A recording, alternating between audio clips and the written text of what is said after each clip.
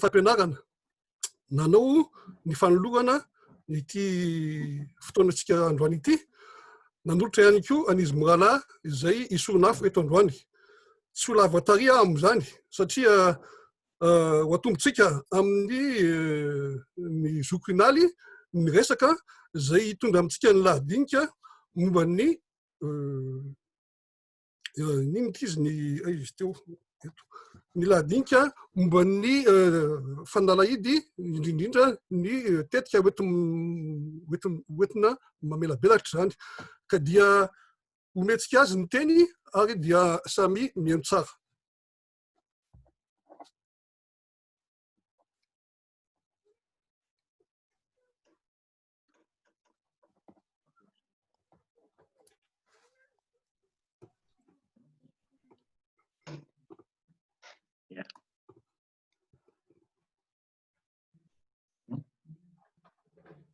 Dia faly miarabantsika rehetra indray zany avy amin'ny alalan'ity fomba ity moa zany ny tenako izay anisan'ny misoronafo ankehitriny.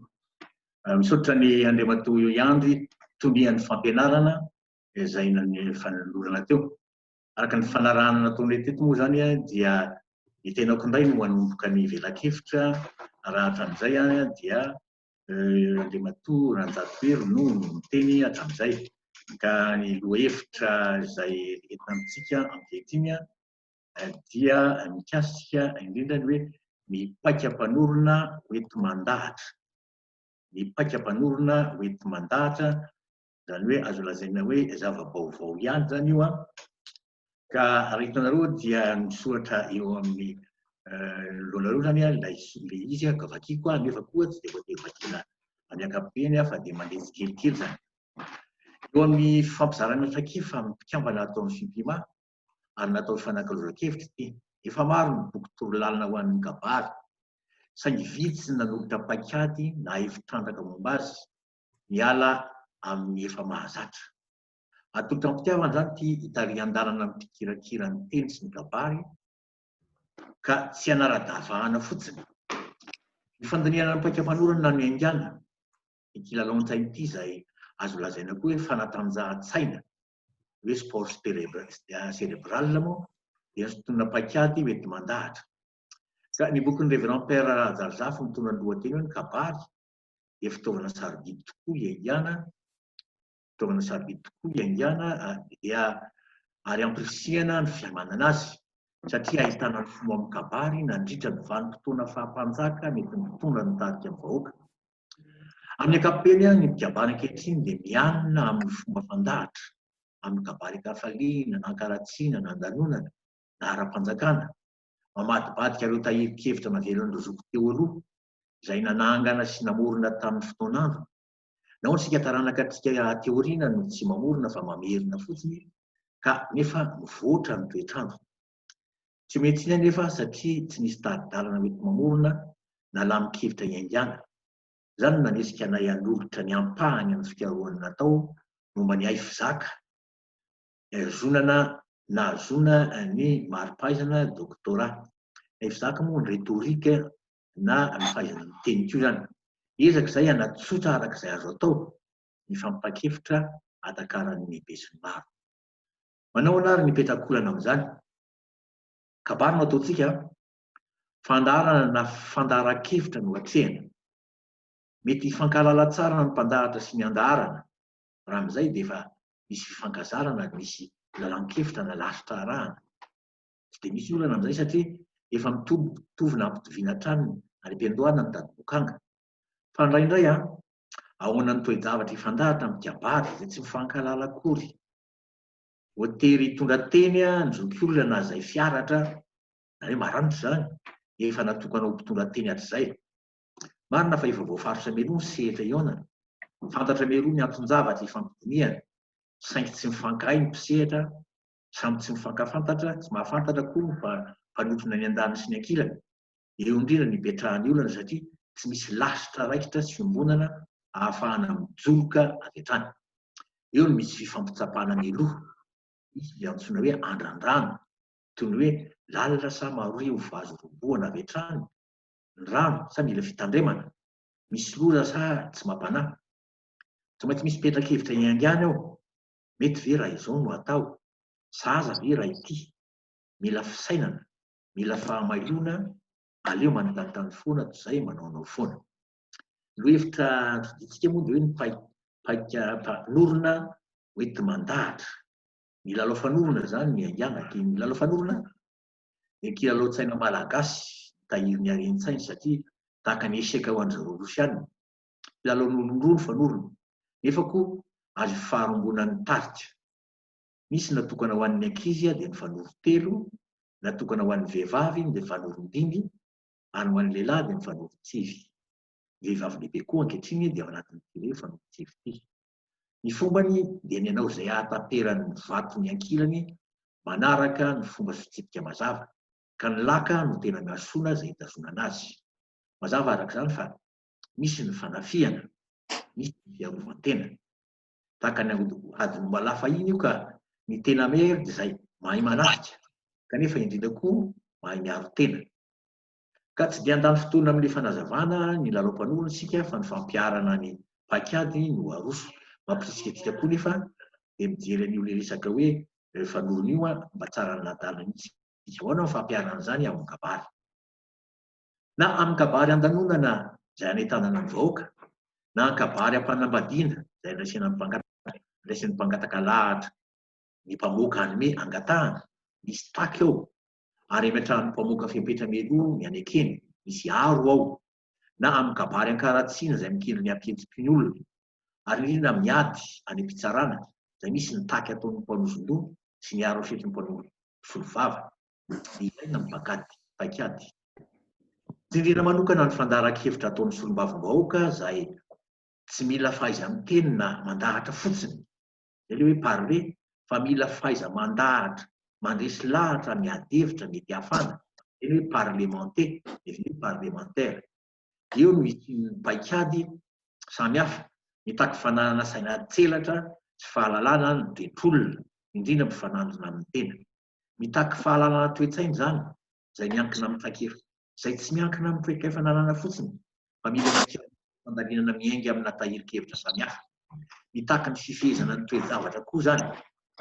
Amin'ny ankapobeny antsy mpikabary malagasy dia mety ehatra mahaela netezana lava volo azy fa tsy ezaka hampitombo ny ambaindaim-pahalalana miainga amin'ny ireo andrarizin'ny fahaiza-mandalina vahakola, ireo grika taloha ohatra, na ireo olon-kevry malagasy fahampanjaka. Miankina amin'izany ny lahatenao ataonao fa tsy lasitra tokana akory, miankina amin'ny toe-javatra io. Ahoana ary ty resaka hoe paim-panorona ity? Amin'ny resaka fanorona io dia misy raika amby roapolo izy. Ho tany saina fotsiny fa ny valo amin'ireo ihany no hampiaritsika. Ao izany ny andran-drano, ny tavoka, ny tsipiteny, ny atsongoroka, ny lefilanin-kevitra, ny fitanana, ny fipehana, ny finanana, ny laka, ny safosika, ny dontany, ny kapitandroka, fanomezan-kanina, ny tetibela, ny ankitaritarika, ny tety afo-kevitra, ny antsaferika, ny fahamonana, ny antomboka, fanrazalafa, laka, ny manomaty sy mipaika, mbola ometsika aoriana ny famaritana an'ireo. Ireo paim-panoron'ireo dia azo ampiarina tsara amin'ny kabary. Misy amin'ireo fa vahintsika ary ampiaritsika fa tsy fantatsika ho izany. Ohatra hoe tenentsika hoe ny dontany sy ny kapitandroka, ny atsongoroka, ny safosika, ny antsaferika, ny fahamonana, fandravalaka, ny manomaty sy mipaika. Ireo ary mazavaitsika takalo izy ity ka dia hifanankalozana, tsy izay akory ny toerana manana ny fahalalana fa atolotra anareo. Ka ohatra raha ihany koa izany no resahako anairana ny saintsika hanaraka ny fanazavana. Ohatra, fanehitra matetika an-kabary tamin'ny rado aho, tsy latsaky ny indimy izahay mianaka ny fandahatra ka mifankalala tsara.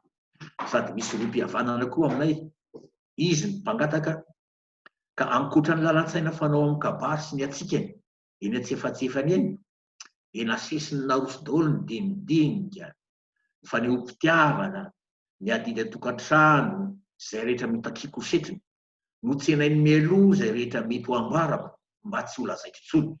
Izay ilay antsoina hoe manao maty sy mipaika, na ilay antsoin'ny sasany hoe roram-paraky ny andriana, ka avy hatrany dia indray mitosaka. no ny namaly aka nitaky an'izao sy zao dia hoy izy asanay izany afa antitra na lady-darovana fa tsy efa nambarako daholo ve zany ohateny tsy maintsy nanao antsaferika aho ka nanao hoe aoka tompoko tsy atao ambongadiny ty raharaha ty fa misy lalany antsipriany raha antitra sy lali-darovana ianao zay voja saina ka mora manadino zay nambaranao antoto afo dia fimezana natao an-trano ny vokatra zany ary naverinay amin'ny antsipriany raharaha andeha ho faritantsika fohifohy a reo lipaika-pianarana raiky amin'ny roapolo ny andrandrano dia teny tsapatoetra ilay an-daniny ahitana an'izay atao ny tavoka dia fitsapana mba hahalalana zavatra zay iray hodina ohatra tsy fantatra na teny fiazonana olona tampoka homeroka ny tsipiteny dia fandefasana teny ohatra miova hevitra mba hampidirana ny an-daniny ny atsongoloka dia fitsongolo-teny na asa midina-kevitra hitanana olona meroka ny lefilanin-kevitra arabaky teny dia ny lefy ilany ihany ny tena marina zany hoe fandefasana tapa-kevitra marina anakonana ny diso ahafahana ao koa zany ny fitanana dia fiazonana na fanandrana tandrana fiteny amin'ny fanandrana karazana fanendrikendrehana na fampakana lainja ny fipehana dia fanafihana mba hetsehan'ny an-daniny ao ny fipehana fisorohana ao ny fipehana famelezana ao ny fipehana sady famelezana no fisorohana ao ny fihinanana dia ny fanafiana ka na ianao mandroso na ianao somary mihemitra akatoerany tsaratsara kokoa ny laka no ilay rariny tsy azo resena tsara toerana tsy azo ravana ny safosika dia fandrika na fampitsiritana n'ilay mpifanandrina inambe amin'ny fomba kabary dia misy fiderana marina misy fandokafana misy fampitsiritana ny dontany arabaky teny dia fihetsik'olona manontany hanaitra ny an-daniny fameriverizan-tsaina fipohana fanonjoana maitsingilaila ny kapitanjoka dia fanafihana mandranitra ny ankilany ka mahatonga azo jenjina na itsingilaila amin'ny fomba kabary ilay tena ilay fandarana no asiana mivantana tsy misy fanajana nalay misy lainga na endrikendrika na fanalambaraka mba hahatonga n'ilay fandarana hiteny amin'izay tsy izy eo koa ny famomezan-kanina karazana fanontaniana tsy maintsy valiana ny valin'ny fanontaniana omeny no hamelezana azy satria ny valiny atao no azona rariny na haverezana roa zany ao ndray ny tetibela dia nalaina ohatra amin'ny fomba ny mpampihinam-bela amin'ny fomba kabary ny olona izay mana-tsaina sy lava fisainana no afaka anao azy satria tsy maintsy lasa lavitra ny tetika ataony amin'izany misy koa ny fisorohana tsy voasilotry ny ilay mpampihinana eo ny akitaritarika dia fitarihana ny lalam-baton'ny an-daniny anarak'izay tiana tondrana azy resaka na araby hitarihany an-daniny volona-paika amin'ny farany ao ny tety afikevitra filazana meloza ele tsy atongavana amin'ny fomba kabary rehefa matomboka izy io dia mandeha miempita tsy mijanona raha tsy efa tafapaka amin'ny farany amono-paika any an-daniny ny antsafelika dia fanarindihy ny fandehanana mihodina ahitana lalana hidirana amin'ny laka amin'ny fomba kabary dia fanahaka ny ambadiky ny mpanao diamangy zany ao koa ny famoinana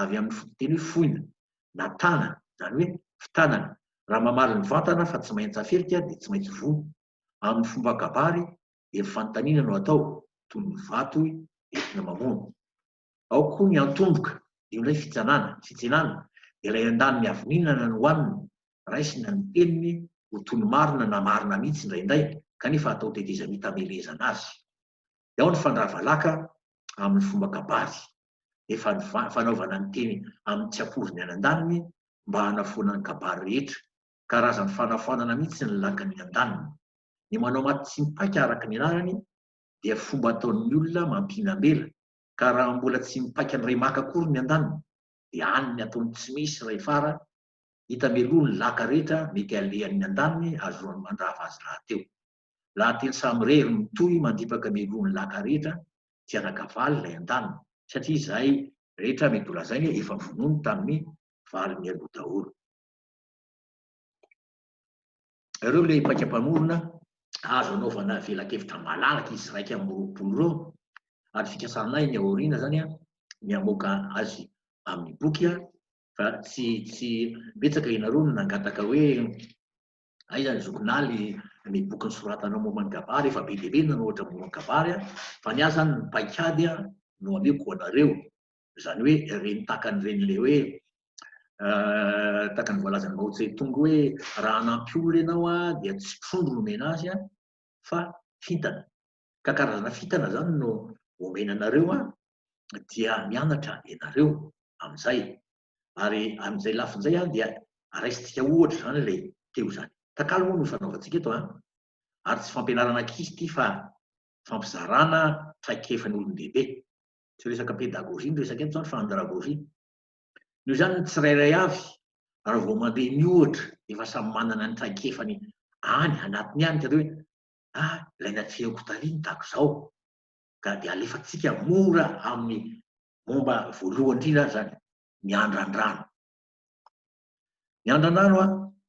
ilay fanontaniana voalohany raha hanao kabary am-panambadiana ohatra hoe mbola misy andrasana ve sa afaka manomboka isika efa izy io valiny iny dia mety hoe enina tsy avy hatrany efa dia eo dia ahitana ny alalan'ny rano etoizana ny fanatsarafana hoe atao ranolamina sa rasalitaka eo zany nahitana hoe tsotsorona sa sarotina ka fandefasana teny tsapatoetra n'ilay an-daniny ahitana ny atao hoe atao zany ny andran-drano azo lazany hoe fandrika koa izy nefa koa sady fitsapana ny fihamanana iatikady valy teny ataon'ilay antaniana no ahitana ny faranitan-tsainy na ny fahatoniana marihana fa tsy amin'ny kabary ihany no misy andran-drano fa na amin'ny famboram-pitiavana aza dia misy ny andran-drano ohatra hoe mamela hanambara fa tsara tarena ianao zany tovovavy dia valiny hoe efa fantatro fa voatsy ianao fa tsy vao ianao akory ny teny tamiko amin'izany io zany dia efa hitanao hoe ahoana ny lalana le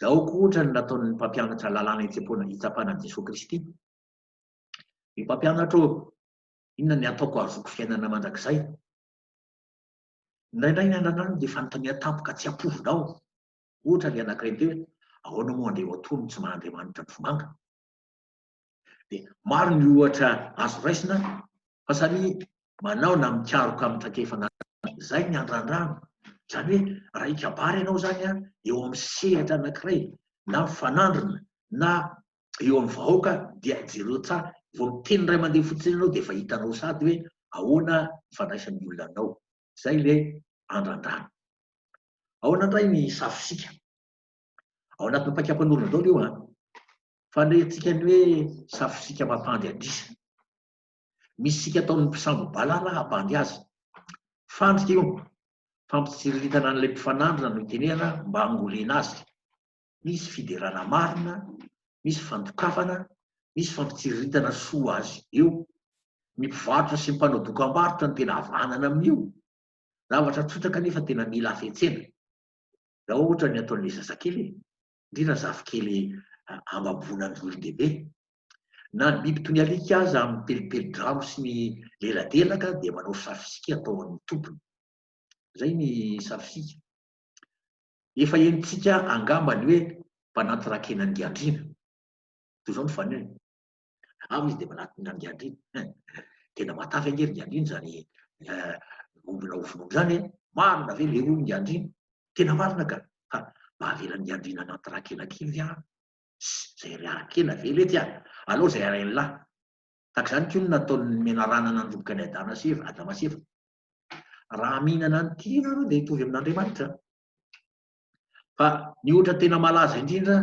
dia ilay nataon-drafosa tamin'ny agoaika azon'ilay fromage teny ambavany araka ny angalan'ny La Fontaine ao amin'ireo Corbeau le Renard sy Elie Fontely nareo tsara angamba hoe maître Corbeau sur Renard perché teny à son bec le fromage maître Renard par au-delà léché lui tint à peu près son langage taraha fa tomboka ianao ringandrina goaika izy amin'ny frantsay matsara monsieur deux na du dia andriny zay bonjour monsieur du Corbeau dia mitoizany sarotra mandainga fa raha mitovy amin'ny hatsaran'ny volonao ny fianao dia ianao ilay fanaperana sy tsiriritana indrindra eto ny tiatialy ity marina moa roboka raha goaika dia nisokabava mba hira kanjy latsaka ho azy le sakafo fantatsika ny teny zay latsaka le fromage fantatra antsika ny teny Yesu natondra fosa avy eo misanda frômazy mihitsy zay lesina nataoko taminao zao iny fantary fa mimpandokadoka de mivelona amin'ny faneken'ny mpiaino azy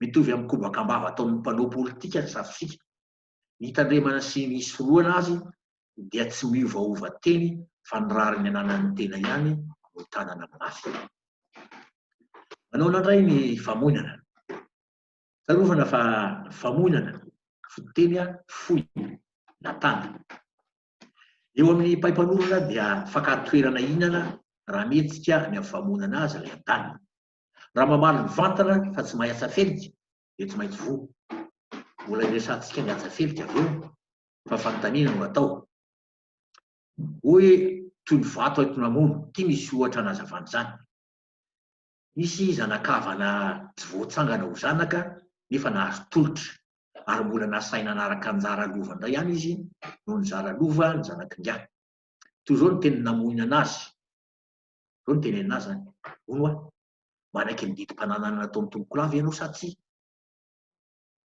jehatra tsy navaly le tovolahy fa voafohina fa raha mamaly hoe manaiky aho de io retsy raha manaiky ianao de tsy misy kabary fa zay mididiny no entina alay entina raha mamaly hoe tsy manaiky aho hoy retsy raha tsy manaiky ianao de tsy manana de raha koa aza mena anao satria tsy zanany naterany ianao fa tsy natsangany fa didim-pananana no ny fitiavana anao ve ihany no nanomezany izany ho anao ka ny didim-pananana nataony nahazonao indray ve tsekenao de tsy manana ianao a fa alainy na de zay voatolotra anao aza itsika eo amin'ny zavatra iainantsika de mahita an'izay famonana zay ka famonana koa natao mihiraky ny farizianina na ny fariseho tamin'i Jesosy Kristy a taroa le famonana manao hoe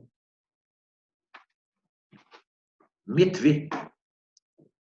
ve ny mandohitra ho an'ny Sezara na Kaizara sa tsy raha mamaly ny tompo hoe mety dia amosiny hotorahany vahoaka ho faty fa tsy tohan'ny vahoaka no lohitra amin'ny mpanjanaka na amin'ny mpamaba ary raha maly izy anao hoe tsy mety de ho tanany hoe mitsomo fa misakana ny vahoaka tsy andohetra ho an'ny Sezara ny antsafelika ihany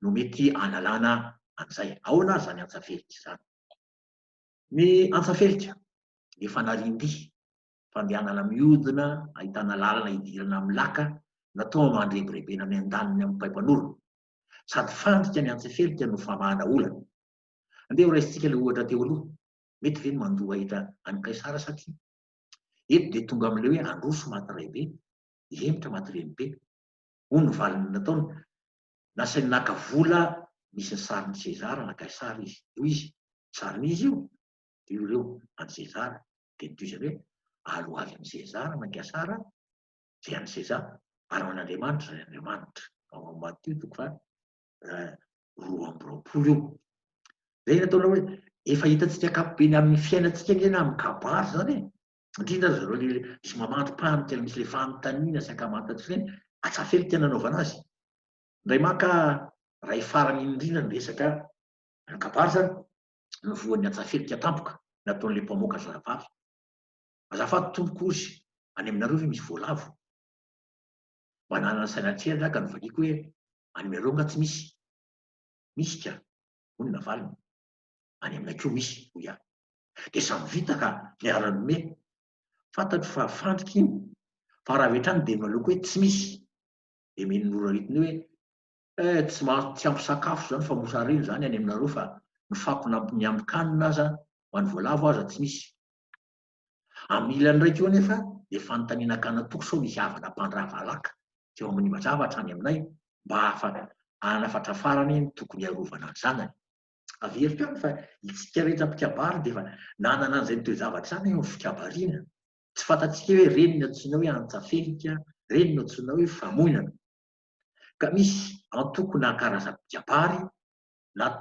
manana toetra sy fahalianana mandrika sy amasoka na te-ampiseho fahaizana eo mason'olona fotsiny manao akamantatra sary-balina izy kanefa mifono hafatra ndraindray de tsy misy ifandraisany amin'ny resaka natao anefa ny fanaony reny de fakana ohatra amin'ny nataon'i Jesosy Kristy ihany amaly anareo ary hafa mba valia kosa ny ataoko eto de tsy voavalina le izy de atao hoe za koa tsy amaly anareo dia samy afaka. Hitanao ny amin'ny traikefa misy takan'izany a ao amin'ny mpaimpanorona daholo zany. Raha isitsika indray ny dontany, io moa fahitsika foana hoe dontany sy kapitandroka. Tsy zava-baovao amin'ny kabary io. Eo amin'ny mpaimpanorana fampitahorana ny dontany, tahakany hoe raha ataoko eto dia ahoana. Fampiverezerehan-tsaina, fotoana tsy ahafahan'ny miandany ny hevitra izay laka mety ho tanany. Amin'ny fomba kabary dia fandonjonana mba tsy ngilaila ilay io zany. Ohatra zany, ny ohatra mora azo tsy azy indrindra dia ilay dontany nataon'ny Solomonina mpanjaka tamin'ny fitsarana an'izy roa vavy miady zanaka. Izy misy maty ny zaza anankiray satria samy zanaka sy niteraka izy roa zany a, dia maty ilay zaza anankiray dia niady ty ny anankiray hoe aty dia tsy fantatra marina dia hoy Solomona kaparoa ary le zaza velona ka omeo ilany iray avy izy roa. Ao amin'ny mpanjaka voalohany 7:1-7 dia tsy natanty le tena tompony ka ny ankavy mba tsy vonoina le zaza, fa ilay sy tompony kosa nanambara hoe amin'izay samy tsy manana. Ao ny dontany nataony dontany zany a. Ahoana koa ny dontany ataon'ny Morisa Samuel ao amin'ny fitenin-drazana. Raha varatsy latsaka ianao, za vatolampy ampy-indizana. Raha vandry raraka ianao, za tanety be ampy elezana. Reny ny dontany reny. Ilaina ny dontany amin'ny rarahany mpitsara sy mpitondra eo amin'olona entina. Atao koa hoe ny dontany mba hitrangan'ny miafina. Ho fisoroana ny dontany dia ny fizarana tsy mba ho taitra foana amin'ny famaliana, na inona teny re, na inona zavatra tonga, ary mba havanana ahita setri-teny, na mba dontany koa, na raha teny tony manasa azy roa sy kanjo ampitahotra azy. Dontany no nandresen'ny mpanorotsaina Andranavalona reniny Razak'Andriana, izy zany a ampamon'ny kristianina. Ireo zany dontany, hoy izy. Mangatadefina izay lefina maranitra sy mifilofilo indrindra amin'ny loko tena eto anatrehanao, fa tsy ahita ahita ny faran'ity tany ity aho, fa raha tsy voasakana ny fivavahana mahazaty dia lasa ny eglisy mihitsy ny tany. Ao amin'ny raha ajarozafy eo amin'ny kabary le tamin'ny saika-nareo teo zany, dia tsy nafienan'ny ranomasy ny mpanjaka tamin'izay. Reny le dontany reny. Dia ao koa ny amin'ny lafiny anankiray tsy hitatsika fa amin'ny ohatra anankiray hoe Ranavalona reniny a. Ranavalona reniny moa dia lazaina hoe mpanjaka hoe lian-drà, fa tena mpanjaka tia tanindrazana sady fa mpanjaka azo lazaina hoe maranitra mihitsy ny vehivavy iny. Izay kely ity kabary ataontsika hoe ara-diplomatika nataony androaka ny vazaha izy a. Izao no teneny. Eny moa ry anareo eto ozy dia hisaotra anareo. Fantako ny zavatra be dia be nataonareo ary tena mankasitaka indrindra. Saingy raha tsy misy zava-baovao entinareo intsony a dia nde tsisy mody amin'izay. Fa malahelo anareo ny havanareo. Ary zahay koa tia havana tahaka anareo a, ka tsy hibodo anareo samirevy, nde tsisy mody. Jereo nge zany tetika diplomatika na kabarin-dranavalona tamin'izany, zany hoe manindrotra be zany. Be dia be ny ohatra azo raisina amin'io. Ahoana indray ny kapitandroka? Eo amin'ny paikam-pamorona dia fanafiana mandranitra ny ankilany ka mahatonga azo jenjina na ho trotraka na ho tezitra mafy dia anisaka ny vato tsy ampeverana loatra fa entin'ny fo. Eo amin'ny fomba kabary a, ilay tena ny fandaharana no asiana mivantana, saingy tsy misy fanajana mandrakariva. Ary nindray aza misy lainga fanendrikendrehana hiteny amin'ny tsizy ankoatra voalaza rombony, dia azo lazaina ho kapitandroka koa. Ka eo hoe amin'izay toerany mipetrahany. Io lafiny io kapitandroka io a, indraindray amin'io kapitandroka io a, tena voadona mafy le teny dia manjary miteniteny foana, dia afaka ho azy ilay mpanao le kapitandroka dia mahita tetika vaovao ialana izy. Raha nitady hanafaka ny Jesosy Kristy hovonoiny Pilaty dia nijoto taminy. Raha mandefa azy ianao tsy sakaizan'i Sezara, fa zay moa tena mpanjaka izay manova ny tenin'ny mpanjaka mpanohitra an'i Sezara. Io zany dia tena kapitandroka io. Ka ny mahasamy hafa ny kapitandroka amin'ny dontany dia zao, izy ilay tena ny fandarana no asiana mivantana. fa dotany zavatra hafa mahazo azy no teneniny. Ny fisorohana indrindra dia tsy voa raha sin'ireo kapitanjoka dia ny matoko tena tsy manatahotra mandrakariva eo amin'ny kabary mihiragasy no ahitana kapitanjoka mazana. Averiko aminareo zany fa raha tia ahay kabary ko ianareo dia leo ao anatin'ilay kabary mihiragasy le maka ny fon'ny vahoaka iny a paimpanorona tsisy ohatran'izany ny amin'ireny. Misy ny antsafely, misy ny dotany, misy ny kapitanjoka, misy ny fitehana, misy ny fandravalaka. Ahoana ray ty fandravalaka ty? Ivon'ny fanorona moa ny laka ka ny ahazona sy ny fitanana azy ny zava-dehibe fa avy amin'io ny fototry ny fandresena. Eo amin'ny fomba kabary a dia fanaovana teny amin'ny tsy ampoizina ny an-daniny mba hanafoanana ny kabary rehetra ny fandravalaka.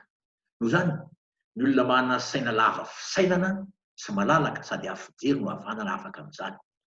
Iaga mainty mpanolon-tsaina renam-pony merina no havanana amin'izany. Raha sendra tsy eo izy, izany hoe rehefa mivory zany ny mpanolon-tsaina 20 lahy, dia hoy izy 20 lahy hoe zay aloha ny hevitra hitantsika fa asan'ray izay andravany iaga mainty azy. Mety ho lava, mety ho fohy ny fandravalaka. Ndray maka raha iny andeha hamono lehilahy iray izay nandika lalàna tamin'ny fihinanam-paraka iny ny mpanjaka sy ny mpanalibe azy dia zao no miseho. Raha nanontaniana ilay voapanga amin'ilay faniriany farany dia mba hanomezana azy paraka indray mandrapaka ny faniriany. No raha raotiny aga mainty izany andravana laka. No raha raotiny izany a dia ahoana moa ny nanaovany azy? Avy hatrany izy dia hoe honazy mpanjaka, ny tanety lava moa misy sainana, andeha ho aiza moa sika izao? Marena hoeny hamono mpandika lalàna hoy ny antriny. Ka io paraka io zao anona sa atao inona? Arora sa hoe ka ny paraka io hoe mamy sa mangidy? Mangidy. Dia atelina sa arora? Arora hoy ny mpanjaka. Dia rora paraka tsy mahavoto tany ve ny andrina no amonono ny vahoakanao? Andeha hiverina hoy ny mpanjaka. Dia nijovonoana lay no ilohana ravany laka. Zany ny atao hoe fandravalaka. Ndraindray misy olona hitantsika ao anatin'ny tsika izay mpikabary mety ho tafiditra any amin'ny solombavambahoaka any, ary ao amin'ny ady hevitra eo a le mahay mandahatra ny tena mahazo ny fon'ny olona.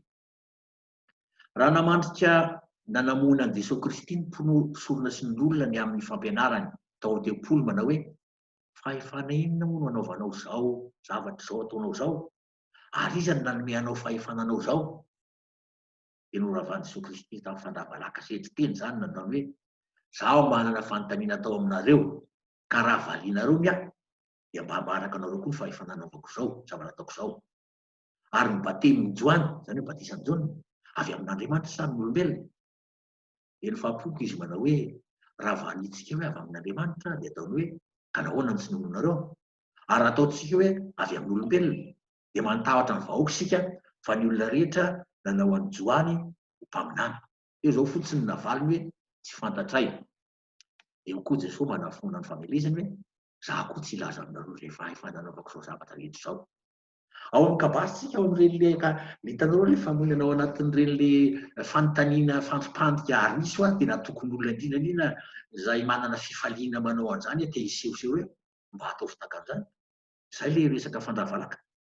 Ka ny fisorohana tsy ho fatin'ny fandravalaka dia mba mahita fandravalaka hafa koa hanafoana ilay atao tamin'ny tena. Ka ny fihetseham-tsaina ho fiarovana amin'izay mampiasa ny mpaimpanorana momba izany a dia mila hafetsena sy halamana vava. Miankina amin'izany ny fahombiazana fa ny marina mitavozavoza tsy manao leo ny lainga tsara lahatra. Ny mpisolo vava ny mety ho havanana amin'izany. Misy tsika teo hoe misy 220 ny mpaimpanorona teo ary azo anavana ohatra daholo ireo ary hitantsika amin'ny fiainana andavanandro tsy amin'ny kabary ihany a. Averiko amin'ny teny frantsay hoe discours tsy kabary fotsiny fa na taratasy na lahateny discours daholo. Ka ireny azontsika ampiasaina izay. Ka izay no natolotra amintsika androany a ho iaho hoe mety hisy fotoana zany a anaovana boky ireo le velakevitra natao ireny a hanao ampiantsika fa andratsira ihany moa ity ary karazanrazana fanomezana ihany ka ho teny famaranana zao takalo no atao a. Misy raika roapolo ny mpaika-panorona azo ampasana andresan'ny lahatra. Vitsivitsy ihany nasehontsika teo kanefa inona fa maharesy lahatra antsika fa azo atao tsara ny mampiasa ny mpaika-panorana eo amin'ny fandaran-kevitra na amseho tsinona na amseho traiza. Tsy tokony hanina amin'ny fanaovana tsinjery na famerenana ny nataon'ny teo aloha fa rehefa fantatra ny paika dia afaka mamorona sy mampiatra. Marina fa mbola lavitrezaka izany kanefa aza adinoina fa ireo tonorazantsika afaka namorona sy nampiatra izay amin'izay ankevitra ny ainany. Nahoana isika no tsy hamela lova-tsaina ny taranaka. Misy tahiri-kevitra izay azontsika angiana an'izay frera Rafinga moa dia ny fahaizana miteny amin'ny bulletin de l'Académie malagasy amin'io ary ao anatin'ny fikarohana nataoko moa io. Raha Jarizafy ny kabary amin'ny édition Nambozontany Fianaratsoa. Raha Jarizafy akio anitra anatin-drazana nentin-drazana dia ny tahiri-kevitra ny thèse doctorat hoe nivery tadiavina hita ao amin'ny sangan'asa misy frera Rafinga tamin'ny sivy sy roa arivo. Fa arivo koa hoe takan'ireny boky takany hoe an'Navone zany zao ohatra hoe raha mikasika hoe ny atao no miverina momba ny mikasika ny bolany ireny, na ny boky Andel Carnegie hoe comment parler en public, comment prêcher, ireny rehetrarehetra agnarantsika hevitra daholo fa zay aloha no azona totra androany misaotra anareo ny eno ny tenako ary vonona koa ny famaly ny fialakalo eto fa dia zay zany no azona totra. Misaotra nakasitraka tompoko lahy Makatelina tompoko vavy. Misaotra tompoko. Misaotra ny zokinala tsika na satria nahafahana nampitombo-ndray ny ambaindray ny fahalalana sy nahazahoana nanovo fahaizana amin'izay paika-panorona ento mandahatra izay. Raha ny fahazahoko azy zany raha ohatra ka te ho filamatra tsika eo amin'ny kabary dia tokony ho filamatra koa any amin'ny fanorona ka dia mahay reza daolodolo satria lalao-ndrazana io. Manaraka izany tsika n'Andriamatoa Ranjatoery indray ny teny ka ny azy kosa tsy mba vava manao ny tsy azahoana na teny ravadravahana fa ny tena marina satria tarafiny avy amin'ny ohabolana sy ny fomba mampitenenana ankehitriny ny toe-panahy, ny toe-po sy ny toe-tsaina maha-malagasy atsika. Isika rehefa ikabary dia tsy maintsy malala hoe fa ahoana iza no resahana ka ahoana ny fomba hiresahana aminy ka dia omenanao ny teny Andriamatoa Ranjatoery.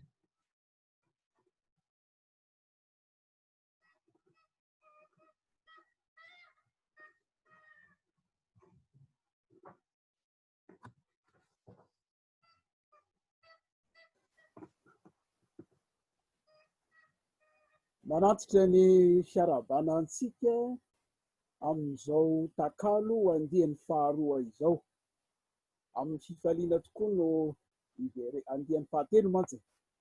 Amin'ny fifaliana tokoa no iarahana eto amin'ity an'ity mba hifampizarana. Efa hitanareo ve le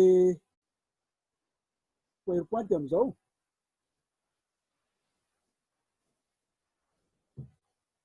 Mbola. Hitanareo le PowerPoint amin'izao to? Mbola sy tonga. Sao dia sa ohatra ny tsy mandefa partage?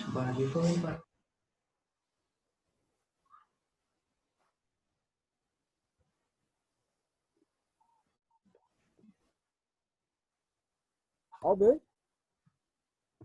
Io ka. Efa ao? Efa ao.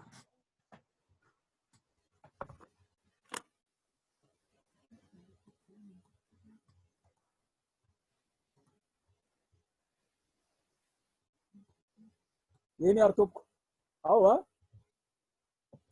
ny kolontsaina, ny toe-po, toe-panahy ny malagasy, tarafina amin'ny ohabolana sy fomba fiteny andavanandro.